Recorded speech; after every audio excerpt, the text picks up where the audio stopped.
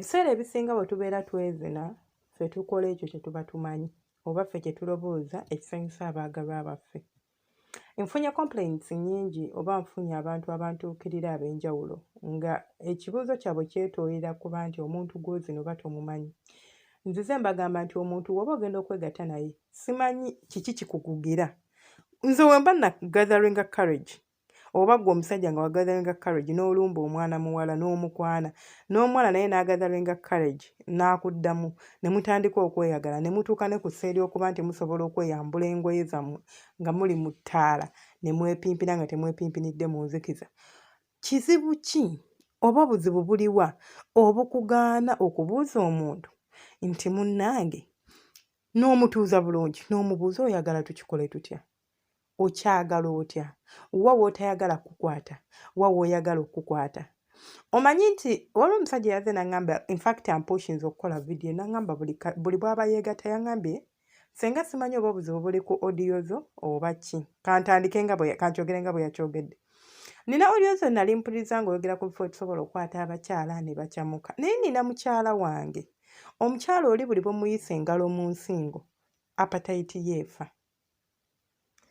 Ngenze nkigenderera nga buli bwe nkikola ndaba nti akyuka. Ate bwe si kikola tubikola bulungi ne tumaliriza. Kati oyo oba omutegedde. Then ne nfunayo omukyala omulala yaŋŋamba nze ssenga omusajja bw'aba anzina n'akwata egundi engalo ze mbu simanyi ampeeweeta simanyi anfuli nze mpulira nga sibyagala. Abantu tuli banjawulo ka mbabuulire. Tulina ebifo ebiri general ku mukazi bye tumanyi ate era n'obeerawo ebifo ebiri general ku mwami by'omanyi nti omusajja bw'omuweeweeta ku nsigo oba ku biboolo oba omusajja bw'omuweeweeta omukira naddala awo ku kitwe, omusajja bw'omuweeweeta mu bugere, omusajja bw'omuweeweeta mu mutwe, bino ebifo bimukyamula. Kye kimu ne ku bakazi nti omukazi bw'omuweeweeta ku bbeere, omukazi bw'omuweeweeta ku nsingo, ensingo eno bw'ogifuwako bufuuyi bw'oti kimukyamula. Okitegeera bw'okwata ku musina atabuka kubanga bye bimu ku bifo ebiri sensitive ku bakazi. Naye mu bifo ebyo byonna nga bw'obimanyi nti generally byebyo by'omanyi waliwo abantu nga bo ayina ekifo ky'atayagala mukwatamu ng'ayina ensonga ze. Either kiri too sensitive, either kirina bye kimujjukiza. Gw'okimanyi nti nabagamba nti obeera n'omuntu nga ogezaako kutuuka ku mutindo gw'oyo omuntu gwe yali abadde naye.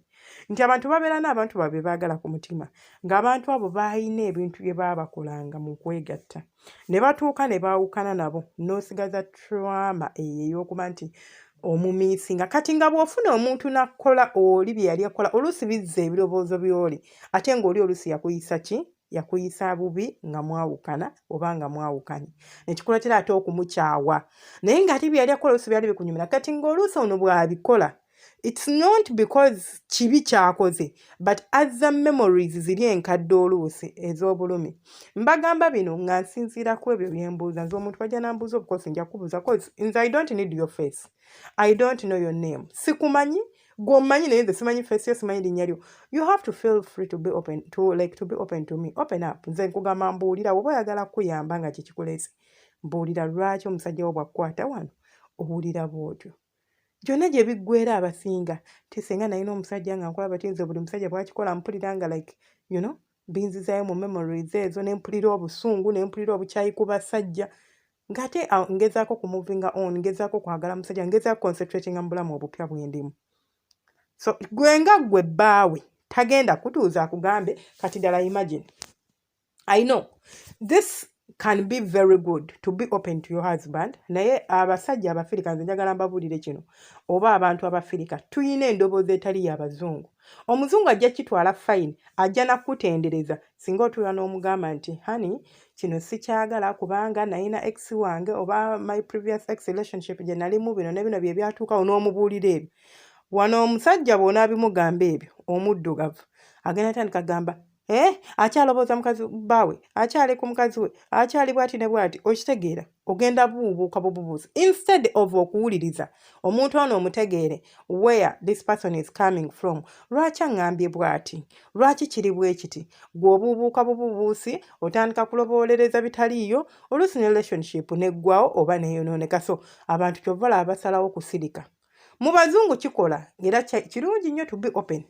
Oli agamba nze mbuulira n'obasanga balina emboozi gye banyumya n'omwagalwa we naye nga gw'olaba nti ya kisiru naye ng'ate kikuyambako okujja weyite ku kifuba kyo. Kikuyambako omuntu okumutegeera at another level. Oluusi n'okumuyambako okuwakinga out ensonga ezo n'atereera n'abeera nga kati ne bw'omukwatako ne bw'okola otya takyayina nsisi eyo gy'abadde ng'afuna oba takyakyuka nga bw'abadde akyuka.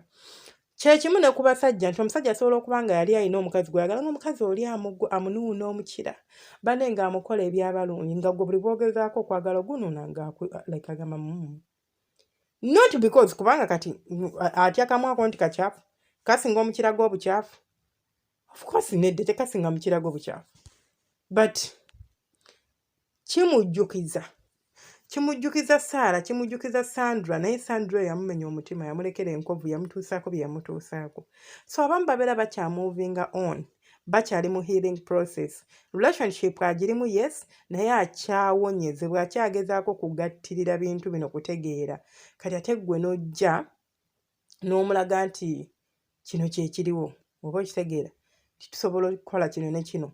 Kiina engeri gye kimuteekinga aback like ekintu kitamutambulira bulungi. So kyabuvunaanyizibwa nnyo oba kirungi nnyo okubuuza. Kale bwe temusobola kutuula kwogera ku nsonga nti bebi zakwepimpina obulira otya nga nkulimu wandiyagadde nkole ntya, wabula mubuuze wa weotandiyagadde nkukwate oti nti Sarah oba bebi oba hani oba sweetheart oba ow'omukwano kabiri nage kabisi kandagala byonna erinnya gwe omwagalwa oli omuyita byoba omuyita mu ddoboozi ekkakkamu omubuuze nti bwe tuba tuli mu kwegatta nandiyagadde okumanya kifo ki ku mubiri gwo ky'owulira nga tewandiyagadde nkikwateko. Where don't you want to be touched? Ate era n'ekirala bw'oba tofuddeeyo nsaba ombuulire bifo ki by'owulira bulungi nga mbikutteko oba bifo ki bye wandiyagadde nkwatemu ng'ebifo ebyo we mbikwatamu owulira bulungi. Ajja kubuulira. Alinza obutakubira ebifo ki by'ogenda mukwatamu naye kyemmanyi ajja kugamba nti nze saagala kunkwata wano na wano na wano. Nze omusajja bw'ankwata wano leka ntandinga off. You know? Ne bw'atakuwa nsonga era topressinga so hard kutegeera ate lwaki ate tokipushinga wabula beera mwerufu gwe babuuza obeere mwerufu eri munno omubuulire. Ate n'ekirala nammwe abasajja mubeere beerufu, nammwe abakazi mubeere beerufu, omuntu omubuulire kubanga gwe olinza okusirika n'otaŋŋamba oba n'otamubuulira but tekirumya gwe wekka asirise. Nange gwe weegatta naye nnumizibwa kubanga gwe just imagine nga tubadde mu muudu we nawe nooyakiridde nkyamuse takiikemu muudu neefa n'otandika okulaba nti kati ebintu nkakabika ke tuba tulaba omuntu aba alaba nti omuntu nga ekintu kyemukola akirimu omulaba n'oyo akikaka obukasa nti appetite yaba yafudde dda kati ng'akaka kikake kiggwa ddi ng'ali mu kanaggweramu eyo ye biggwa ddi. So twewala embeera bw'etyo bwe tuba twagala okunyumirwa ensonga ez'okwegatta ebintu ebimu tulina like we have to work upon certain stuff okubeera nga tulina kye tutuukako era nga tuba basanyufu.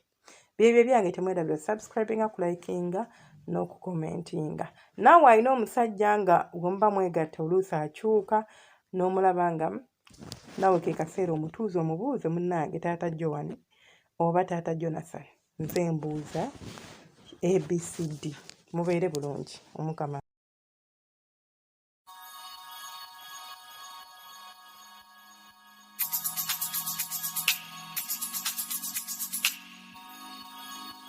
Yeah.